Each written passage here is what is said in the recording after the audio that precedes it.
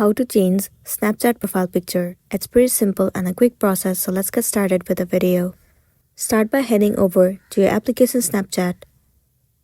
Enter your login credential as in your username and the password, and then log into a specific account.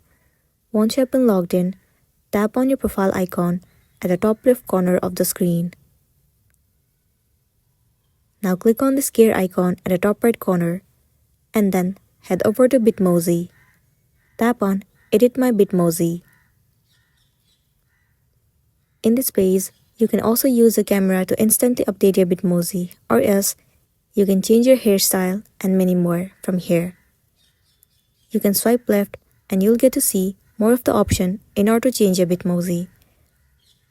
Once done, all you're going to do is tap on Save at the top right corner of the screen. And there you go.